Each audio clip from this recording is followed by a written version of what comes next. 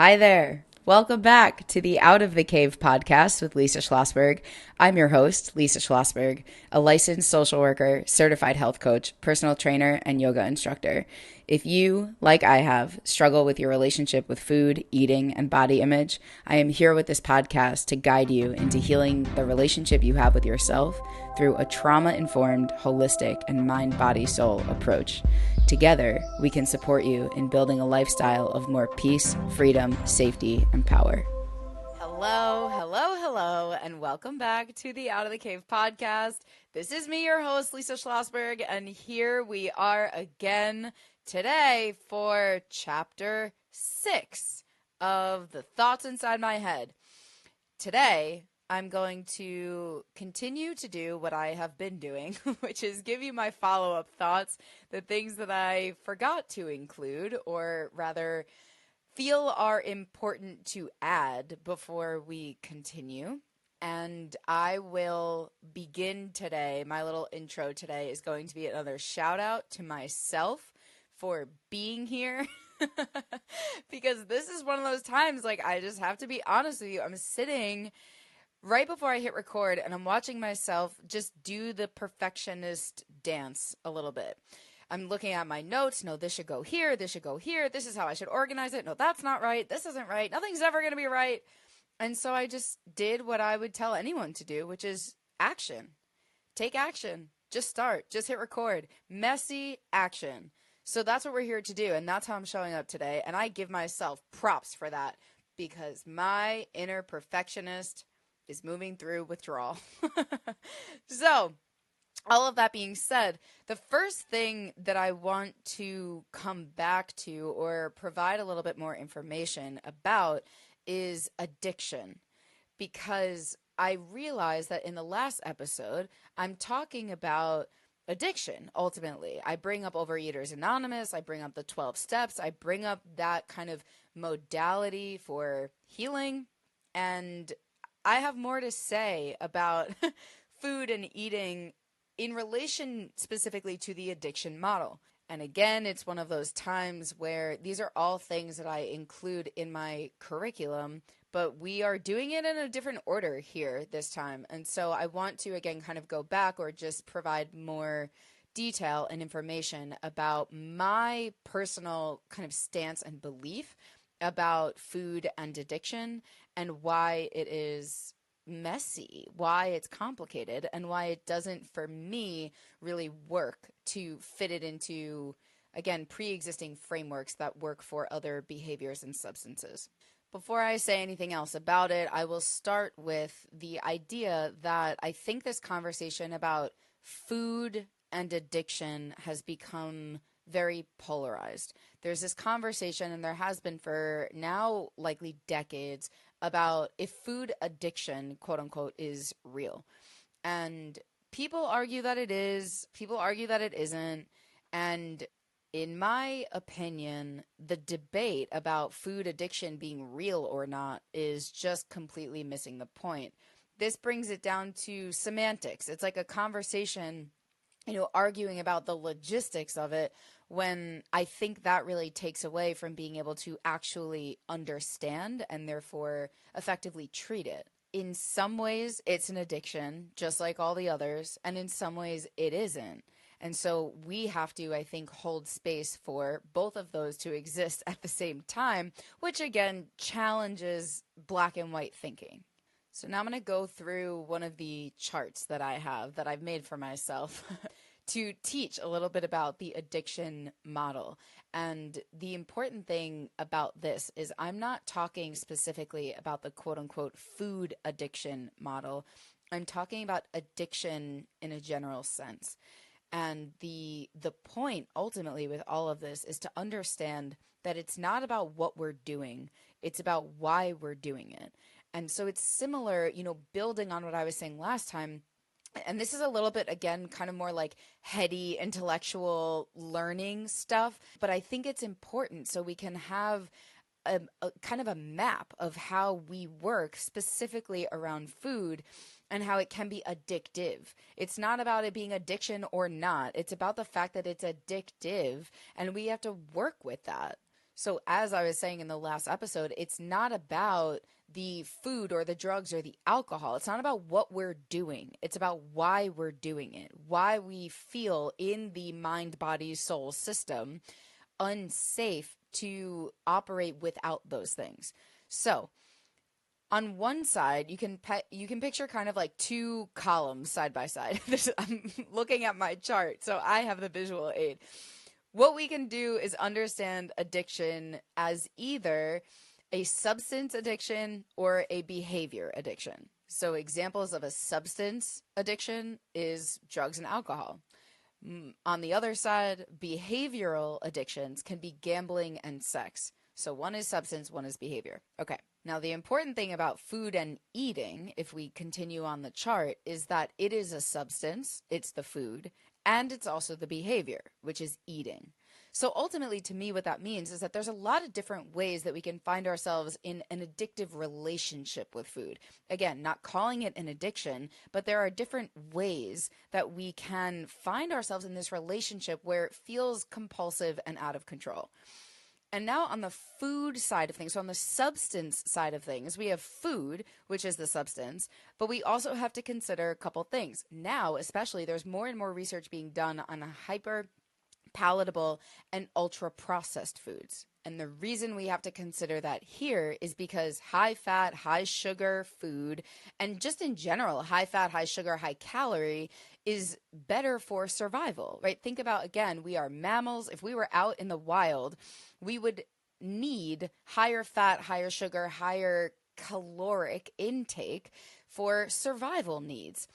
Now, the reason we want to consider that is also because we have a mind-body connection, and if it's better for our survival, then there's also a stronger reward reaction in the brain. So more happy chemicals are released, and if I'm going to throw all of this heady kind of science stuff in here, I will also tell you in this moment that, again, going back a little bit in the curriculum, there are 4 happy chemicals. You've probably heard me say this at some point before, that are released in the brain that make us feel good. So dopamine, serotonin, oxytocin, and endorphins, and they all do a bit of a different job.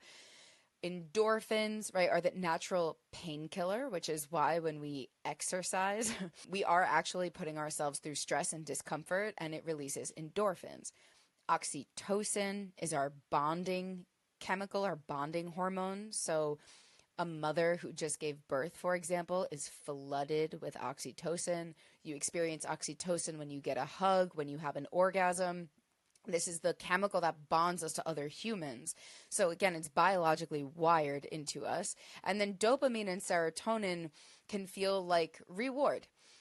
Ultimately, the reason I'm telling you all of this is because, again, they're a little bit different, but dopamine and serotonin are released in the brain every single time we eat food because it is how we keep ourselves alive. So all of that, again, being said, is that high-fat, high-sugar food means that there's a stronger reward reaction. There's more happy chemicals because it's good for our survival. The other thing that we have to consider on the food and substance side of things is the food industry, which now knows how to intentionally manipulate our food to be as addictive as possible, which is why, again, there's more and more research. Shout out to Dr. David Wiss, again, conducting some of the research on ultra-processed foods and the relationship that that has with our body and brain. Now, this is also one of the reasons that I struggle with intuitive eating as a movement, because if you have someone who is eating a lot of ultra-processed foods, it doesn't really make sense to tell that person to listen to their bodies. Their body-brain system is being hijacked by a substance that we are not designed to digest. So there's a reason that, if you are someone, again, who eats mostly processed food, and this isn't about, again, good or bad or right or wrong or you should or shouldn't, it's just objective fact that if you're eating certain kinds of foods, it will get in the way of you being able to listen to what your body actually wants. So I'm always saying, it's not your body that wants a box of Oreos, but your brain definitely does, and so we need to know the difference. And so we have to consider the role of the food industry that is manipulating our food, because at the end of the day, they do not care. They don't care about your health. They don't care about your well-being. They care about profit. They care about making money. And so again, this is where we have to like really zoom out to the macro context of our capitalist society and, you know, all of that, because this is how it trickles down. It trickles down to the food that you're eating, that you're putting into your body, that again is getting in the way of you embodying a strong connection between mind and body. So that's what we have on the food side of things, right? And part of that, without even saying it, is we need to consider the role of sugar as well. So some people who feel like quote unquote sugar addicts, well, there's partially because of the reaction that it has in the brain and the way that it releases those happy chemicals. Okay, so that's all the substance side. But now let's look at the behavior side of addiction. There's eating, sure, but there's also overeating, undereating, picky eating, binge eating, purging. There's a lot of behaviors that show up around our relationship with food. So the same way that one person can feel more quote unquote addicted to overeating, another person can feel quote unquote addicted to undereating. And I have been in both of those places. So that's why I have a soft spot in my heart for not just anyone who is struggling with this on any place in the emotional eating spectrum, but also the framework of addiction. Because to me, in my experience, that is the closest thing to describing what it felt like. Now, the interesting thing, one of the interesting things to me about all of this is that I remember when I first started doing research, I had, well, I guess it wasn't the very beginning, but it was the beginning of like actual research. I was at NYU. It was my second year of my MSW program, my Master's in Social Work program. And instead of taking a class, I did an independent study because I knew exactly what I wanted to study, like what I was doing in school. And so every single week I was doing research on all of this, emotional eating, addiction, and then I would meet with a professor and kind of go through my findings and put together, you know, essentially it was the beginning of my coaching curriculum. Not that I knew that at the time, but so I was doing this research, and one of the things that I wanted to look into was ultimately how to explain why people do something like binge eat. So, because on the surface, you could ask something, if you don't understand how this works, it's very valid to ask the question, how can people be addicted to binging? Isn't it uncomfortable? You know, like, why is it that people can get so compulsively out of control about overeating to the point where they're in pain and they are hurting and then potentially to the point where they have to throw up? Why is that? Because doesn't it hurt? And so I remember thinking, you know, this way of how would we explain it to someone who really doesn't understand it? And I realized that that question is very similar to, why do people cut themselves? Why do people self-harm? Isn't it painful? Why is it that, I mean, and okay, trigger warning inserted here. I'm talking about self-harm. And the reason that I'm doing that is because there are a lot of parallels. But so the question that I had at the time was, you know, how is it, why is it that slicing our own skin open to the point where we're bleeding, or, you know, things like pulling our hair out, some people light themselves on fire. There's a lot of ways that we can self-harm. And it was very, you know, I had a lot of curiosity around exploring that because I saw the connection between doing something that on the surface causes a lot of pain and suffering and hurt, but there's got to be reasons that we're doing it. And so there are two motivations for non-suicidal self-injury.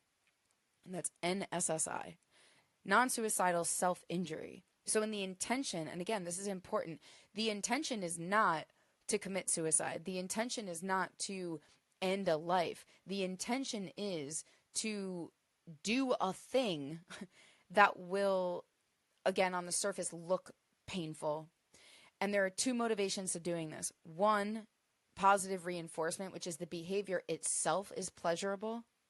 Or two, negative enforcement, which is it's used to improve a negative mood.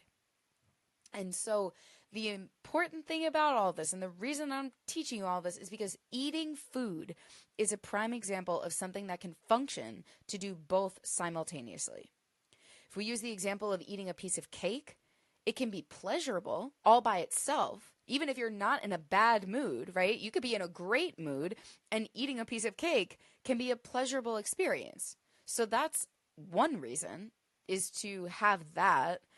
And the other is because it can be used to improve our mood.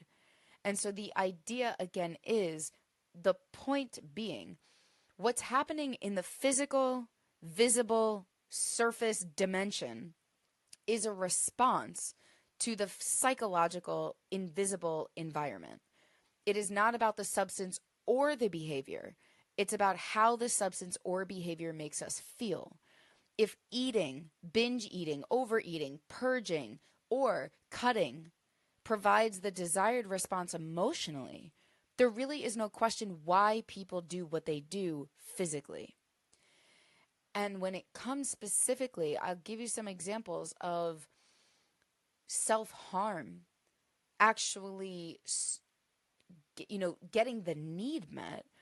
Well, sometimes what that means or looks like, I'll use the example that someone told me once, that after, it was another therapist who was teaching about this, and what she said was that her client who was cutting explained that when someone, even if it's just herself, ends up eventually putting a Band-Aid on it, it feels like a hug. It feels like she's receiving care.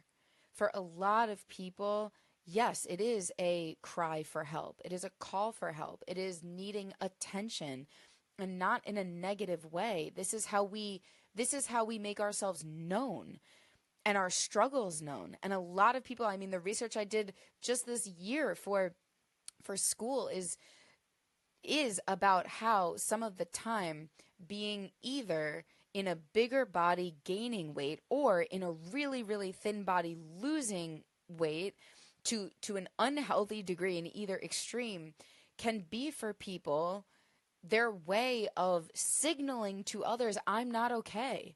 And do I need to get bigger and bigger and bigger for you to see that? Or do I need to essentially dwindle away until I almost disappear for you to see that? And it works differently for everyone. And that's, again, the reason I think all of this matters, is because it doesn't work one way. It doesn't work one way. And I think a lot of clinicians especially want it to. It would be so much easier and more simple if we had diagnoses for mental illness, if we had diagnoses for addictions, if we could just plug and play, but that's not how this works. And this is another reason that I can't get myself to align completely with the intuitive eating movement and books, because they are, or at least they were, very passionate about the fact that food addiction is not a real thing. And they have a whole bunch of reasons about why that might be true. And one of the things that I feel they do not understand is that, okay, one of their arguments, and there are a few, like I said, I'm not going to go through every single one, but one of their arguments is that if someone is addicted to something, they need more and more and more of it, and they're going to want more and more and more of it. And the reason that eating or food is not considered to them an addiction is because what we see in the research is that if you take someone and you give them their quote unquote forbidden foods, so especially people who have had a history of disordered eating on the more restrictive dieting side, there are very often specific foods or food groups that people stay away from. You may have experienced this yourself. We eliminate certain things, right? And so what we find is that if we allow ourselves to have the forbidden foods and we actually eat more of them, there can be a period of overconsumption, kind of compensating for all of the restriction and elimination that has happened previously. And then what ends up happening is things kind of balance out and we end up actually eating less of that forbidden food, not because it is forbidden, not because it is eliminated or restricted, but actually because we are allowed to have it. And so what intuitive eating says is addiction would suggest that you give someone more of something and they're going to keep taking more and more and more and more. And it turns out that what actually happens with food is that if you give someone their forbidden food, they actually consume less and less. So therefore, it cannot be an addiction. And the thing that I think is missing here is that especially in the intuitive eating framework, they're talking about overeating as a result of dieting and restriction. Okay, great. So if you were to give someone more of that food, what you're doing is addressing ultimately like the root, quote unquote, addiction, which is the restriction. So if you're no longer restricting the thing, then you no longer have to binge on the thing. And so, of course, it makes total sense that what looks like an addictive relationship with food, aka binging and overeating, is actually a result of restriction and dieting, which is exactly what they say. But it doesn't, why wouldn't it make sense then that if we are eating the forbidden foods, we're actually healing the root of the restrictive tendencies that created that binge response in the first place? So I hope this makes sense to you. It makes total sense to me that if we then, again, allow ourselves to eat the thing, that we end up wanting less of it. But to me, that doesn't mean that it's not an addiction, or that it's not addictive. It's, I think, a really shitty argument. But on that note, the other reason I bring that up is because, again, it works differently for everyone. And so if you're listening to this and you want, I believe knowledge is power. And that's why I'm telling you all of this, so that you can map this onto your own experience and your own relationship with food, however it shows up.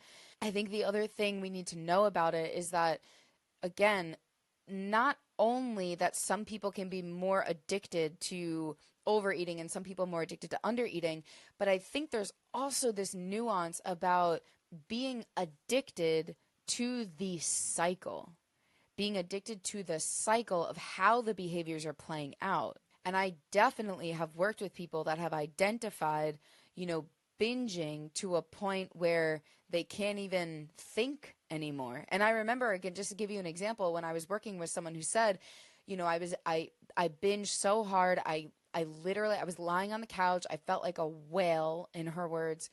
And it was so uncomfortable. I literally couldn't think. And I remember, and this is what it sounds like and feels like to have a strengths-based approach. This is trauma-informed, strengths-based approach. What I remember saying to her was, wow, you can't think. That sounds kind of nice. I would love to be able to stop thinking for a second. God, like quiet down these thoughts. And then it became this conversation of like, wow, yeah, that is the only moment in my day that I get any stillness, that I get any sense of relief. It might be that I'm in so much pain and discomfort, but now at least there's also on some level this like relief. Okay, so that again is why it's not about what we're doing, it's about why we're doing it. And it's not just about why we're doing it, it's about how that behavior makes us feel.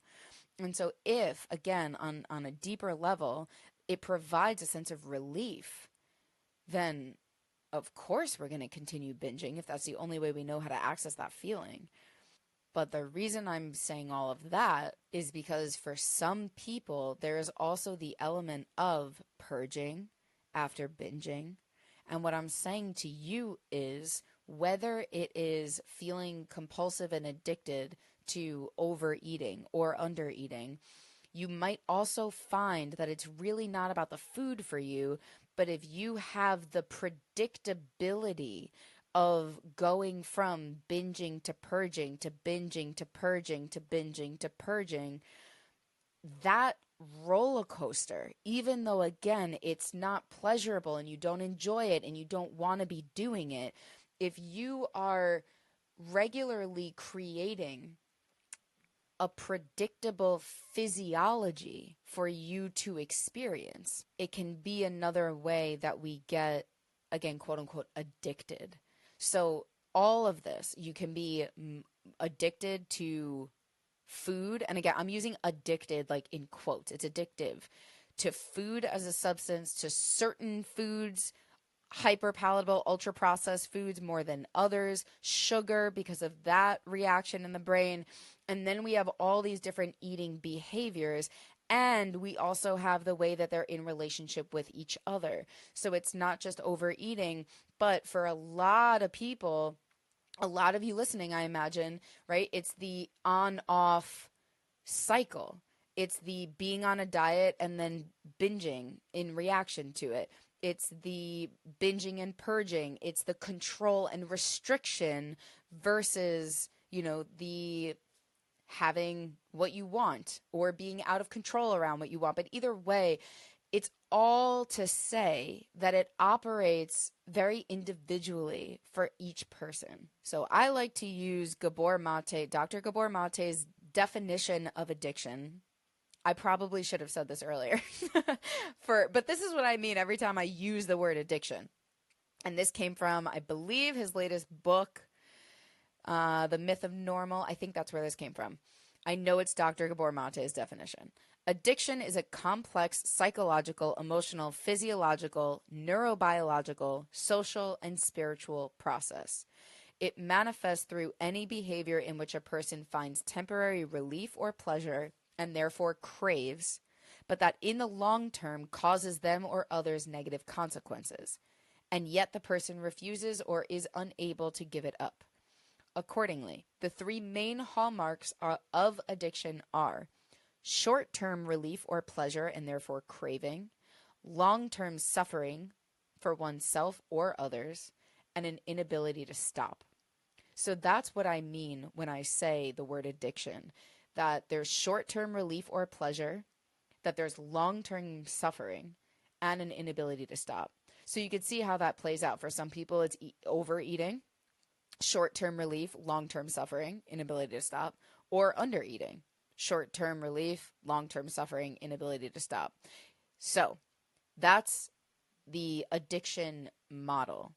But the other thing that I want to tell you about it comes back to another argument against food addiction. What they say is that ultimately that just because food lights up the reward center, the mesolimbic pathway in the brain, that alone can't make it an addiction, because so do all these other things. I've heard a bunch of people, intuitive eating folks, who will say, food isn't an addiction because you also get happy chemicals from hugs and no one's addicted to hugs. Or, music releases happy chemicals in your brain and we don't go around diagnosing people as music addicts, do we? So why would it make sense for us to do the same with food? So to that, I'm going to read a passage from Dr. Gabor Maté's TED Talk. And if you haven't watched it yet, highly recommend that you do. He was talking about his own music addiction. And I'm going to say more about it, but here's the quote. What he said was, "One week I spent $8,000 on classical compact discs, not because I wanted to, but because I couldn't help going back to the store. As a medical doctor, I used to deliver a lot of babies, and one time I left a woman in labor in the hospital to get a classical piece of music. And I still could have made it back to the hospital in time, but once in the store, you can't leave, because there are these evil classical music dealers in the aisles. Hey, buddy, have you listened to the latest Mozart symphony cycle? You haven't? No? So I missed the delivery of that baby. And then I come home and I lied about it to my wife like any addict. So They say that even though listening to music can light up the dopamine reward center in the brain, just like food and other addictions, there is no such thing as quote unquote music addiction. But my point is, I think this completely misses the point. Dr. Gabor Maté, an addiction expert, talking about his own music addiction, that's what it sounds like. And so even though the DSM, the big book of what is a mental illness and is not, might not consider music an addiction, telling Dr. Gabor Maté that he doesn't have an addiction to music because quote unquote music addiction is not real does not help him with his very really addictive relationship to music.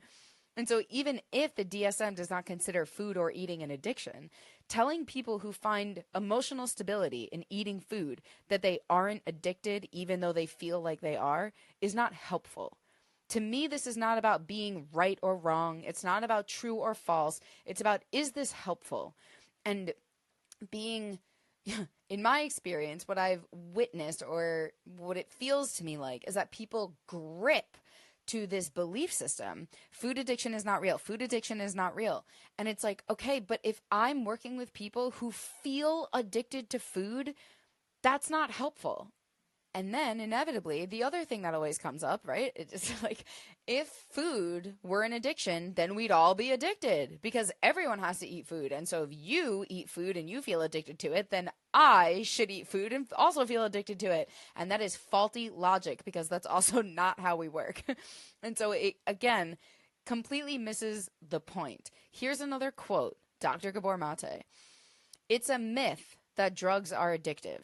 Drugs are not by themselves addictive because most people who try most drugs never become addicted. So the question is, why are some people vulnerable to be addicted? Just like food is not addictive, but to some people it is. Shopping is not addictive, but to some people it is. Television is not addictive, but to some people it is. So the question is, why the susceptibility? So you can see here through this, asking, why aren't we all addicted to food then, is very similar to asking, well, why isn't everyone who drinks alcohol an alcoholic? And ultimately the answer is because we all operate differently, because we're all different people and it works different for everyone. And so as I said in a previous episode, when I think about why the susceptibility, well, for myself, I was 5 years old when the big T trauma of my childhood happened. I had no way of coping with that. I did not have access to drugs and alcohol and gambling and cigarettes. What I had access to was food. So why the susceptibility for me to have that kind of relationship with food? It makes sense. So if you've ever been wondering, why is it that I struggle with food and why is it that I struggle with food and other people don't?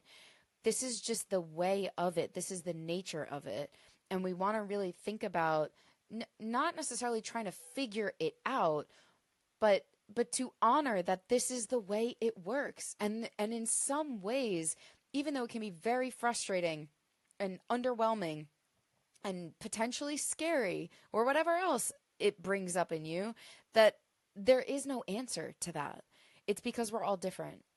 And what I also find is that kind of looping in that question of why is it this way? Why did it unfold this way? Why is this what it is? This way. Why is it this way?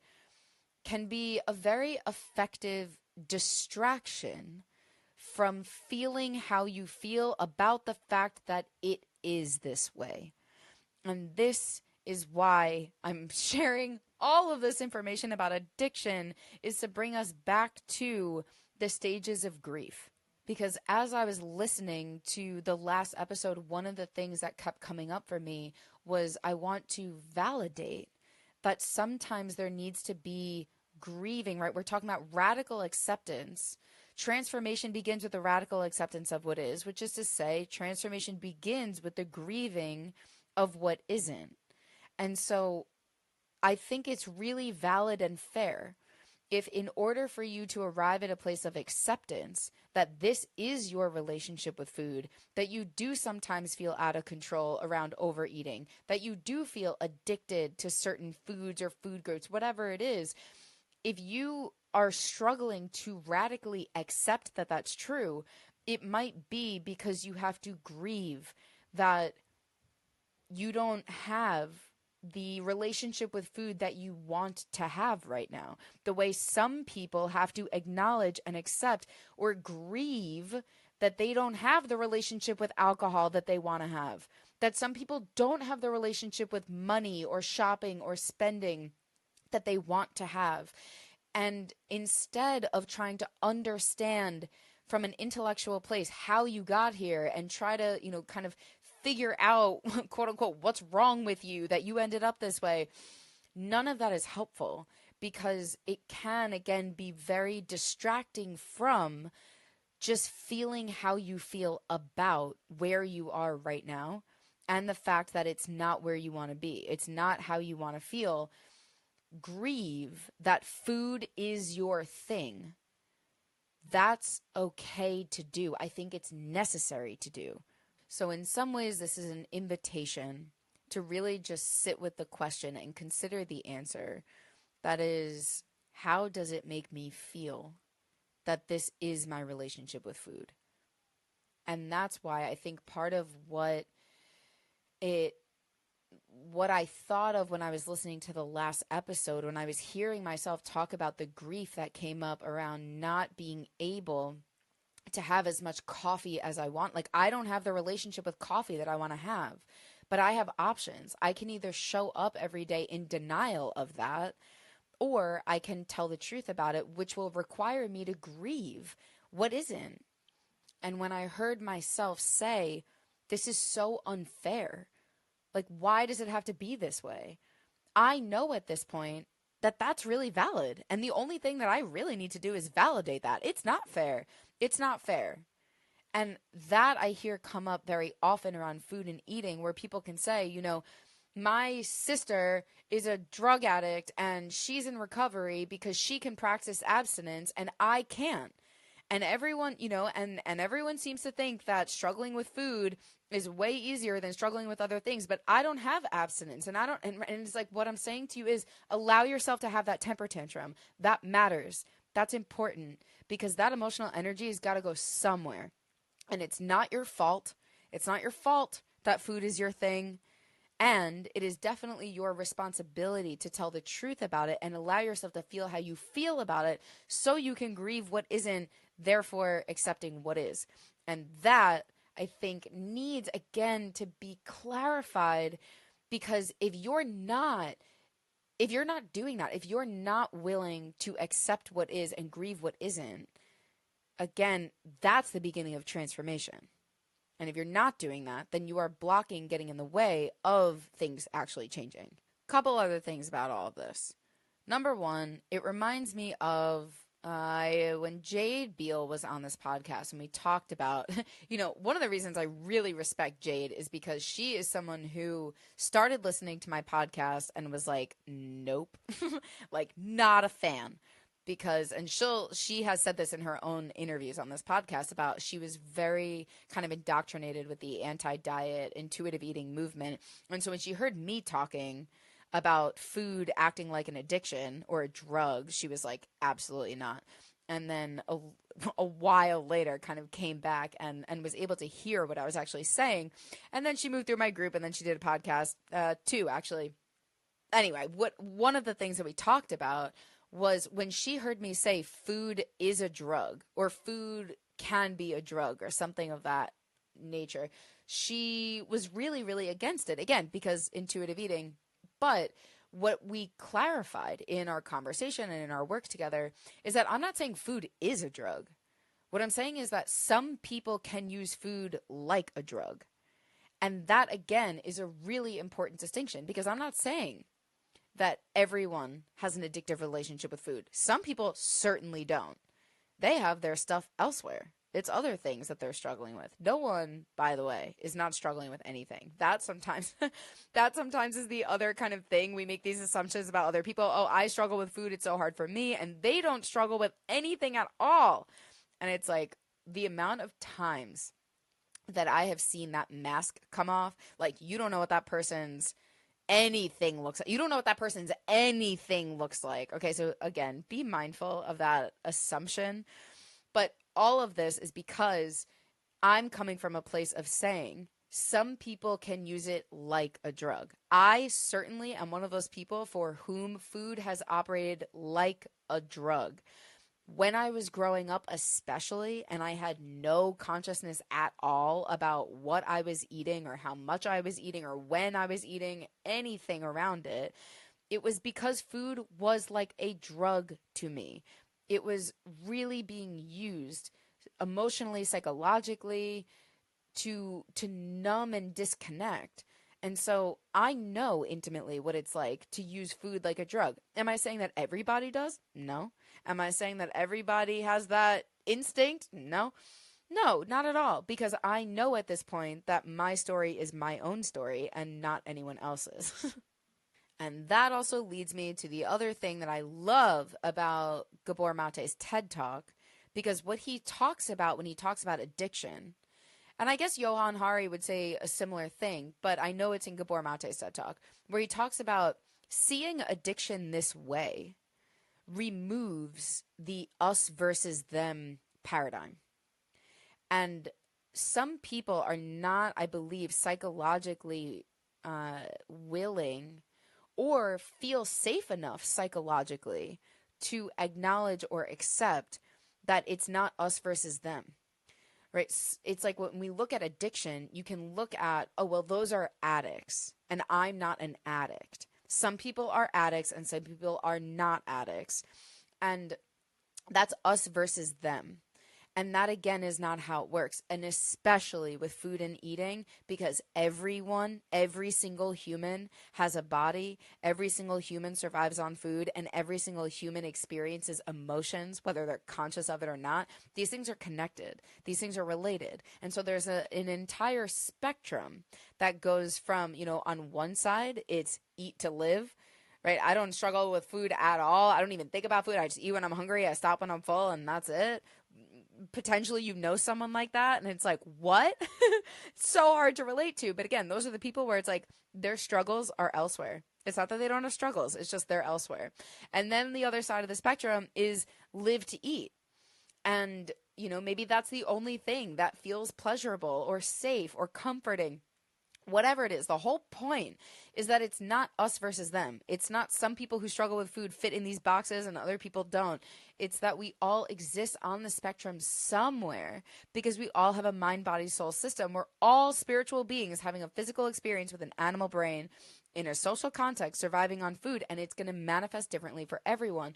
And so I think that sometimes, especially clinicians, especially other, therapists and social workers and doctors, medical doctors especially, no shade, just what I've seen in my experience, there is such resistance to removing the us versus them paradigm, because then what does that mean for me? What does that mean for me? If I'm looking at a bunch of addicts and I remove the idea that they are different than me, what does that mean about myself? Could it be that I have addictive tendencies too? Could it be that there are parts of me that feel out of control? And I think that if that feels too threatening, if that feels too challenging to a world view, then we continue doing what we're doing, which is us versus them. Some people struggle, some people don't. But again, when it comes to food, it doesn't work. It doesn't work. Because I can't say, well, every human being is in a relationship with cocaine. Nope. I can't say every single human being is in a relationship with X, Y, and Z, but every single human is in a relationship with food and eating. And so it's not helpful, again, to me to say, well, you don't fit the criteria. And that's what happens over and over and over again. That is what happened with me as well, is there are a lot of people who struggle with disordered eating rather than eating disorders. And what we know from the research, again, is that more people exhibit disordered eating than eating disorders, which means more people have less extreme or less frequent symptoms of anorexia, bulimia, binge eating than those who are diagnosed with eating disorders. And what that means is that in the United States alone, there are more than 30 million people who are struggling without a diagnosis or treatment plan. So what I'm saying here is you don't need to have a diagnosable eating disorder to have a really messed up, draining, confusing, frustrating, unsafe relationship with food, very similarly to how you don't need to be diagnosed with clinical depression in order to feel sadness. You don't need to have an anxiety disorder to know what anxiety feels like. The reason that I want to say all of this, and by the way, this was not at all my intention for today. But again, I think it matters that you know all of this so you can free yourself. You can heal yourself. You can understand how to at least see that there is hope. There is hope. There is a way out. There is a path. But again, the reason I want to include all this, and I think it's important to include all of this, is because if the beginning of transformation is the radical acceptance of what is, which requires us to grieve what isn't, that might go as deep as, again, this paradigm or belief system that says you don't have feelings, or you don't struggle, or you don't need help, right? Other people struggle. Other people have feelings. Other people need help. You're doing this us versus them thing, right? It's okay for other people, but it's not okay for me. If you're still doing that, we need to address that, because that is the beginning then of what can eventually become surrender. Okay, I surrender. It's not us versus them. It's not that there's something wrong with them and nothing wrong with me. It turns out, actually, I do struggle. And just because, and I also hope to validate that if you are one of those people, because I hear this all the time in my practice too, when people come in and have their first call with me, and they'll say, I was never diagnosed with anything. And they do that as a way of diminishing how painful and hard their relationship with food has been. There's this, what I've heard a lot is, well, this is what it feels like, this is what it's like, but I never got a diagnosis and it's not bad enough. There's a lot of, I'm not sick enough. And what I'm saying to you is, you don't need to be anything but where you are. You don't need to have a diagnosis in order for your struggle to be valid. You don't need to identify as an addict to feel like your relationship with food is sometimes addictive and compulsive. You don't need anything. You just need to be where you are and willing to tell the truth about it, so that you can grieve what isn't and then accept what is, so you can actually get somewhere. But if you are in a place where you are simultaneously, again, I see this a lot, there's like one foot in either door. If you are on one hand and struggling with in a way that doesn't feel good, but your other foot is in the door of, I refuse to accept, or I refuse to acknowledge this truth about myself, I really don't think you can get very far. I don't think you can really get anywhere. And so you don't have to consider yourself an addict. You don't need a diagnosis. You don't need anything. You just need to look at and tell the truth to yourself about what is, so that you can eventually, ultimately, you're creating the path for the way out. And so that's why, to me, all of this is the continuation of a conversation on acceptance and surrender and control and all of it. And so I wanted you to know how to find yourself in this conversation around addiction, with the intention of, again, kind of getting yourself out. And so if I think about the addiction model as very black and white, right? Like it can be either it's this or that, if you're in the box or out of the box, versus this very nuanced kind of gray area definition where it could be true for any substance, any behavior that we use, and expanding the definition of that can be scary. It can also be, I'm thinking about myself, a bit of an identity crisis. An existential crisis for sure. If you, like me, were under the impression that you were perfect and fine and never struggled with anything. um, so I hope that this is helpful. I know again, this deviates from some of the previous episodes that are like so spiritual in nature, but you know what? I think the science matters. I think the science is important. And I'm not really here to gatekeep all this information. I want you to have it so again, you can start to move in the direction you want to move in. Okay. I think that's all I have to say about that for now. But the other thing, so I'm parting from that conversation, I think, because what I want also to include, or my other follow-up thought, was about my other moment of surrender. So the last time I was sharing about the God moment I had at the very beginning of my weight loss, where I was so scared ultimately to do what I'm suggesting you do, which is tell the truth about where you are. And instead of trying to figure out how exactly you got here or what you could have done differently or how long it's going to take you to get out, but to just sit and be with how it makes you feel, to open your eyes and tell the truth about where you are. That surrender moment was at the beginning of my weight loss. And then I was thinking about how probably also the biggest example or experience of surrender that I have had was also at the end of my weight loss. So I think I just want to tell you that story and break it down a little bit. And then that'll be a whole hour. So it was at the end of my weight loss. Okay, so at the end of my weight loss, I was, well, actually, you know what? Why am I in a rush? There's no sense of urgency. I'm going to tell you a whole story. So I was losing weight. I was on Jenny Craig. I was in college, my sophomore year of college. And I remember after losing probably like 80 pounds or so, that it was around December of 2012. And I remember that because that year I took a trip with my family to Hawaii. And I remember telling my parents that for the very first time in my life, I started to understand what people meant when they said that they stood up too fast.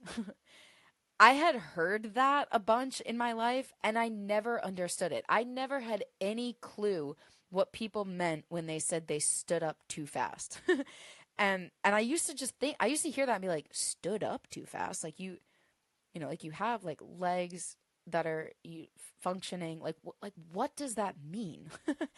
And I didn't know. And then in December of 2012, I remember telling my parents that I finally understood. I actually had the experience and I was having it more and more where I was standing up and I would get a little lightheaded or a little dizzy or like see the kind of like black floaty spots in my head.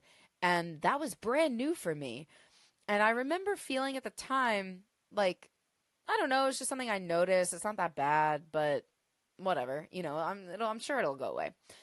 And then maybe it was a couple months later that it had not gone away at all. And in fact, it was getting worse. And so I went home again. And I remember I went back to my pediatrician. I was probably, what are you, sophomore year, like 19 or so? Or 18? And something like that. And so I went back to my pediatrician and I was telling him about what my symptoms were, which was essentially just getting kind of lightheaded. And what he told me at the time was to add salt, that I needed more salt. Okay. That also didn't help at all. And over the next few months, I started experiencing more and more symptoms of just, I didn't know what. I just felt like my body wasn't operating anymore. I was really, really cold. I mean, now I lost over 100 pounds and then 120, 30, 40. And as my weight was coming down, I was so cold all the time. I was so cold. My hair was falling out. I remember feeling like I was constipated all the time, like I couldn't poop, I couldn't sleep, and eventually I stopped getting my period. And I had no idea why any of this was happening. I just thought that, I don't know. Honestly, I don't know what I thought. But this is why then, at this point in my journey, I went from the pediatrician and then I went to my parents' doctor. And then I went to an endocrinologist and I went to an OBGYN because I didn't know what to think. And I was taking myself to all of these doctors looking for answers. Why is it that my body isn't functioning anymore? And, growing up being so overweight, I heard the same thing over and over and over again from all of the doctors and all of the specialists and professionals. That was eat less and exercise more. And no one ever explained to me that there was such a thing as eating too little or exercising too much. So it was not at all on my radar that that's what was happening. And then eventually, maybe you know this at this point, eventually I spoke with a nutritionist who happened to be my mom's friend. And I thought she was going to, as the rest of the doctors did, congratulate me on my weight loss. And that was the response. So I went to all these doctors. I remember the endocrinologist. I'm doing things with my hands that you can't see right now. He was like shining the light in my eye and, asking me. I was telling him about all the black floaters, like all the spots, because now by the end of, now it's January, February, March, April, and I was feeling really, really sick and really bad. And I was telling him, I was like, no, I'm following them right now as you're shining the light in my eye and I can see them. They're always there now. And to the point where I thought maybe I had like a neurological issue, like there was something wrong in my brain or some sort of tumor or something. And I remember his question to me was, if you feel so bad all the time, how do you go to the gym every single day? And my response to that was, you do what you got to do. Like I have a goal. I have to lose weight. I'm just doing what I have to do. I'm not thinking about how I feel.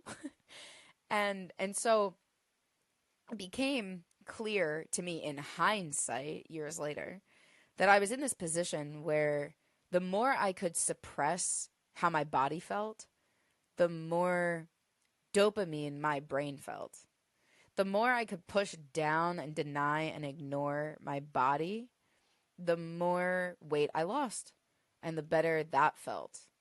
And so this is kind of where it was all at. And I remember at the very end of my sophomore year of college, which must have been the end of April-ish, I couldn't think. I literally couldn't think straight. And I was a perfectionistic, straight A student. And I remember struggling so hard to read, to study, to remember anything.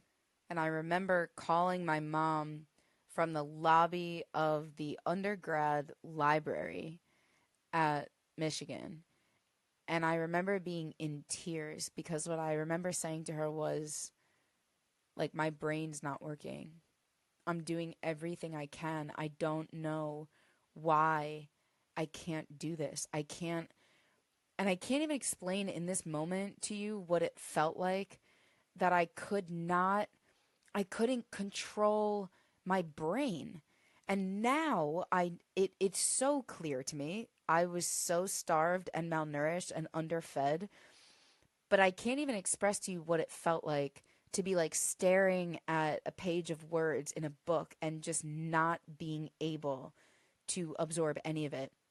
And I was so upset because I remember being so scared that I was going to like fail my finals. And I didn't know what to do. I didn't know what to do about it because I didn't know why it was true in the first place. And also interesting tidbit in hindsight, that one semester was the only semester that I didn't get straight A's in college. And I think I graduated with like a 3.9. And I think it was like legitimately that one semester where I was so malnourished, I couldn't study. I couldn't remember anything. I couldn't memorize anything. And I was not performing well. And so anyway, so that's what it was like at the time. But again, I had no idea. So then after all of this, I eventually speak with a nutritionist who explains to me that I need to eat more and exercise less. My body is in starvation mode and it's fighting me to keep the weight on. It is not going to lose any more weight. And then now I'm going to do the long story short because there's so much I could say about this, but I want to get to the point. That is, I spent the summer kind of going up and down. And honestly, the next couple of years going up and down where there was a lot of restriction and control, and not to undereat, but to just keep myself in a place that I felt safe in. So even if I wasn't, I wasn't trying to eat a certain number of calories or anything like that, but I was still very controlling and rigid about my relationship with food. And then after, honestly, I think even after graduation is when some of this started happening, where then I was like really yo-yo dieting. I was losing and then gaining and then losing and then gaining and then losing and gaining, the way that we've talked about many times and you may have experienced yourself. And the reason I'm telling you this story now in this context is because of the big surrender moment that happened. And I remember John, Gabriel, and I talking about this on our podcast episode. If you want to listen to that, it's here somewhere, where I had tried all these different diets. And then I realized I was like listening to John, Gabriel. I was exploring kind of mind-body approaches. And I was doing a lot of research, so I found the ACE study, the Adverse Childhood Experience study, that started making sense of my relationship with food and eating disorders and obesity from a mind-body perspective and a childhood trauma perspective. I was finding these things, and the other thing I found was the National Weight Control Registry that surveyed people that have lost and maintained over 60 pounds. And what they found about those people is that they maintain a low-calorie, low-fat diet, that they weigh themselves often, and they exercise daily, and things like that. And I remember looking at that and realizing those are all the things that I have to stop doing. And so if my goal is to maintain my weight loss, but also not have disordered eating tendencies for the rest of my life, where's the blueprint for that? And there wasn't one. And so I lost weight, I gained it, I lost it, I gained it. And at this point, I had tried, I don't know how many different diets and cleanses and meal programs and all sorts of things over the span of probably a couple of years. And I was just gaining and gaining and gaining more weight back every time, to the point where I know that I stopped weighing myself when it was close to like 190. Because I remember thinking, like, if I see myself go over 200 pounds again, I will freak the fuck out. And so that's what was happening. I was like panicking. But the moment that I want to tell you about is I remember having, again, this kind of like reckoning with myself, which is I was learning about all of the what happens when we're on a diet. The brain thinks we're in a famine. There's no way to override that. You can white knuckle your way through it, but it's not going to be sustainable. I was learning about all the reasons that dieting never worked.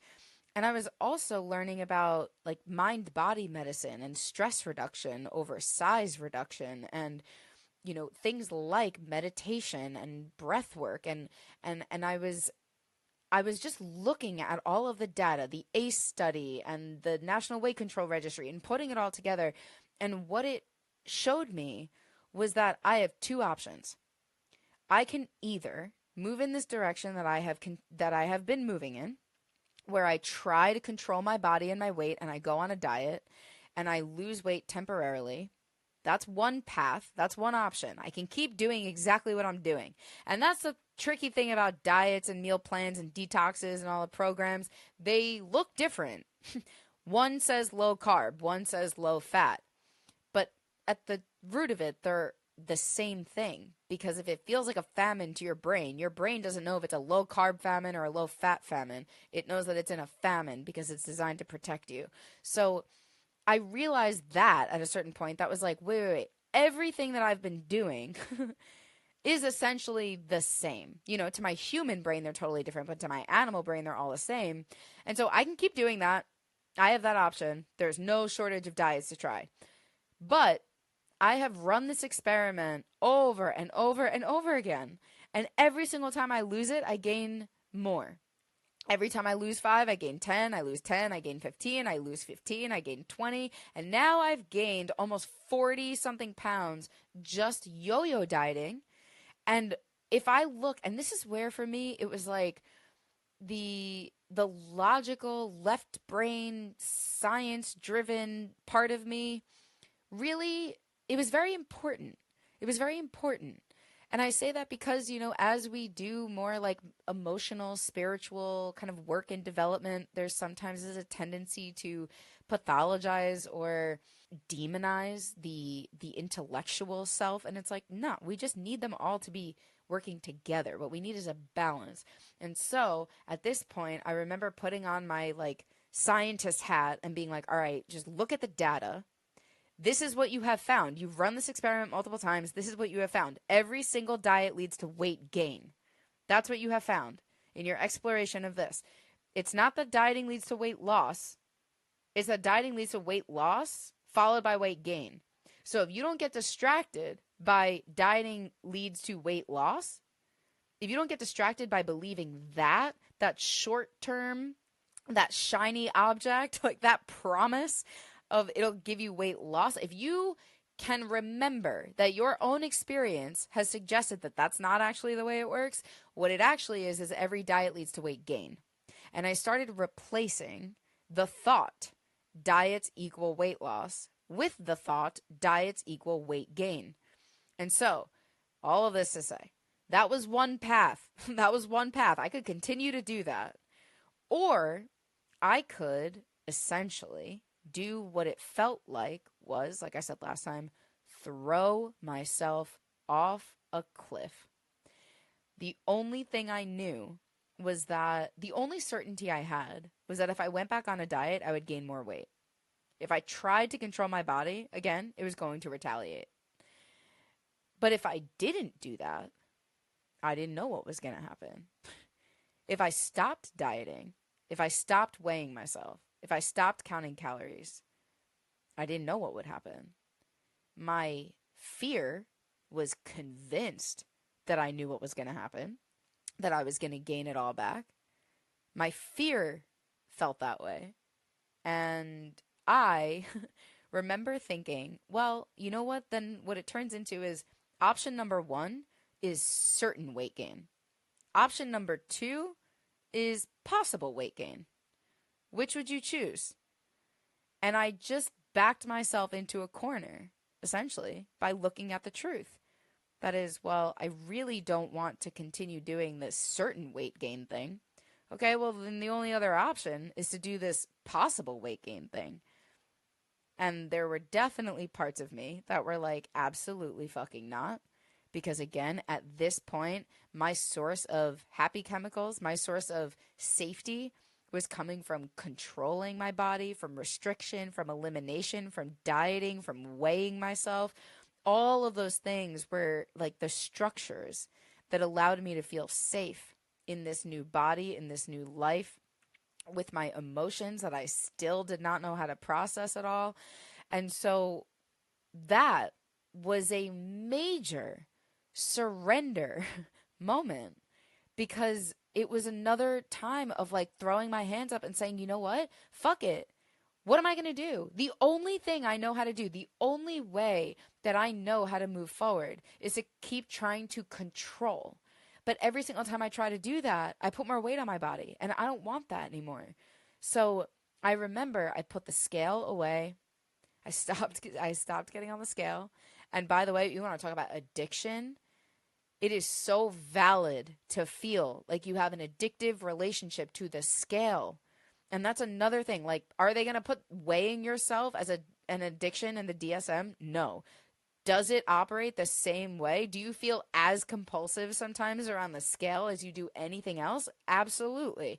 So validating that, I was absolutely so addicted to weighing myself. And so I had to move through the withdrawal of not doing that, of not knowing how much I weighed.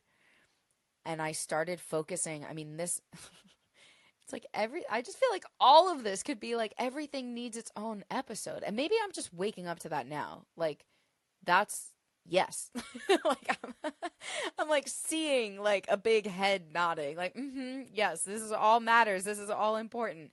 Because at this point, that's what was happening was I had to surrender. I started focusing on the quality of my food over the quantity of my food. I started focusing on stress reduction rather than size reduction. Like I said, this is where I had to work so hard to shift my mindset from a weight-centric mindset to a health-centric mindset.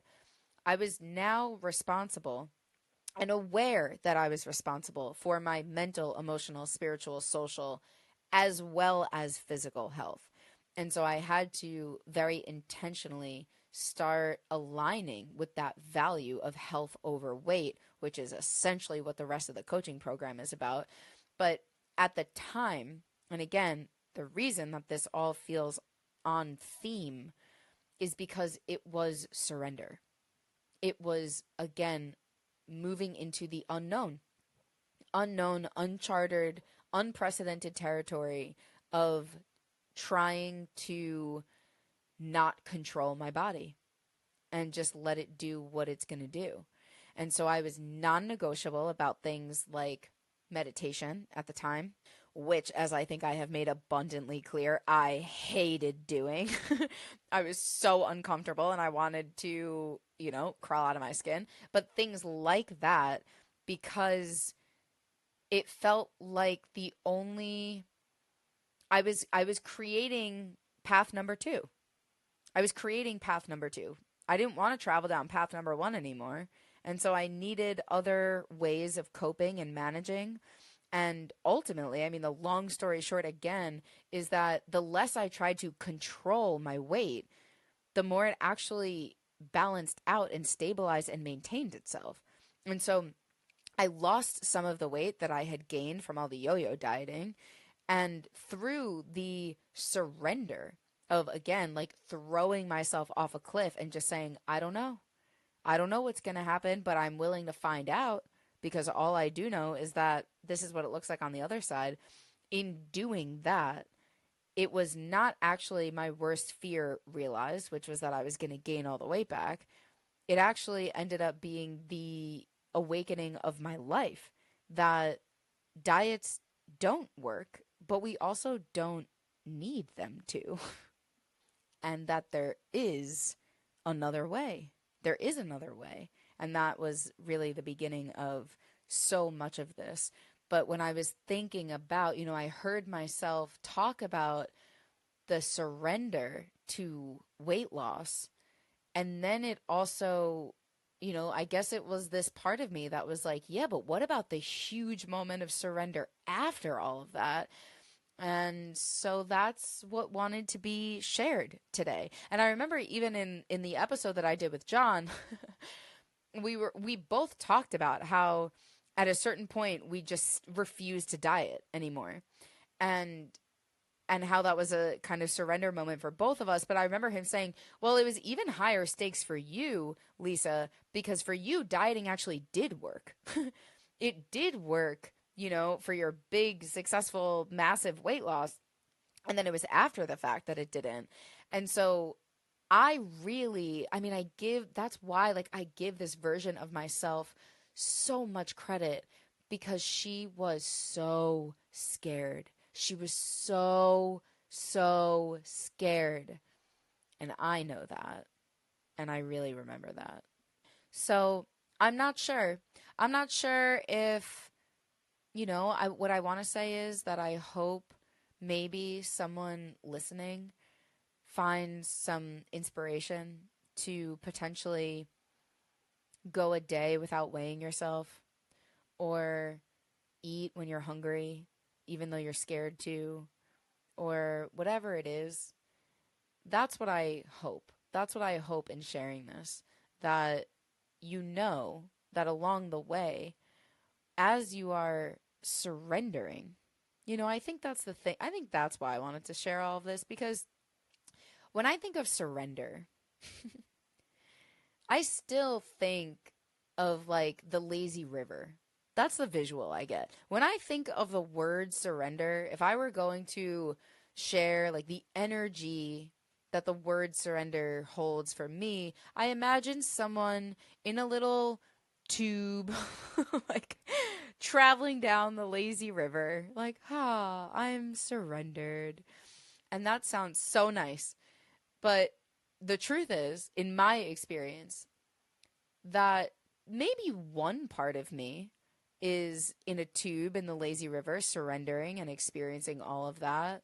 But I would say the other 85-95% of me is panicking and freaking the fuck out. Because it is scary. It is scary. And I was journaling this morning, I'm journaling about all of this. And I was thinking about how, it's kind of like taking your hands off the steering wheel. And then, but again, only it's very much, it's all the same. It's like what I was saying, I want to say the other day in the other podcast about when you take a step forward, then the ground beneath you materializes. But it's not there before you take a step. So it's kind of like taking your hands off the steering wheel only to find that you're in a self-driving car. And it's like, you don't know that you're in a self-driving car until you take your hands off the steering wheel. But in order to take your hands off the steering wheel, you have to move through the fear of how scary it is to think about taking your hands off the steering wheel. It doesn't mean, but this is where it's like, it doesn't mean that just because you're so afraid of it means that your fear is a projection of what's actually happening in reality, or that it will happen. It's just what you're afraid will happen, And so with a lot of this, and this is also really important, that I think the hardest thing about fear is being able to identify that it's fear. Because very often we get so convinced by our own fear that it sounds like truth, right? If I take my hands off the steering wheel, I'm gonna crash the car. Well, no. If I take my hands off the steering wheel, I'm afraid I'm going to crash the car is actually accurate. Okay? So very much the same in all of this, where I could say, at the time, if I stop dieting, I'll gain all the weight back. We say that to ourselves as truth, as fact, right? If I stop dieting, I will gain the weight. When the truth is, no. If I stop dieting, I'm afraid I will gain the weight. You don't know what will actually happen because you haven't actually done it yet. But that's really important. You have to be able to recognize the voice of fear. So while on one hand, I do hope to inspire a movement of surrender, I also really mostly want to validate that surrender is not meant to be comfortable off the bat immediately. And you're not doing it wrong if you have come from a history or a lifetime of control, manage. Like, if that's what you're used to doing, and now you're practicing and playing with surrender, you've got to know that your brain thinks you're going to literally die if you switch it up and behave differently. And that's why it feels that way. So your job is to breathe through it, remind yourself you're uncomfortable, you're not unsafe, and that you're having a lot of fears, but they're not truths. And just because you're thinking it doesn't make it factual. So, okay, now I'm just like going off on a tangent about all this, but I think that it all goes together and is important. So, all of that being said, I'm going to wrap this up for today. Again, like, I don't know. This is really interesting because I had so many ideas of what I was going to share with you today, and I got to like 1.5 of them. So that's what I guess the whole podcast is for. Thank you for listening. Like I said, I know this is like a little bit different than some of the other ones because there's a lot of, teaching in there. But I hope it was helpful because now you are informed, educated, and in my worldview, empowered. So I will come back and say, I know that we are getting close to stages of change, behavior change, and really integrating all this. But again, it's like you have to know what you're working with and what you're dealing with first so that you can grieve, accept, and get yourself together so we can prepare to move. So that's the intention. All right. I love you. I love you. I love you. I hope you have the best day ever. If you have any questions or comments, please let me know. lisaschlosberg@gmail.com. If you are enjoying this series, also please rate and review and subscribe to the pod. And I will see you again next week.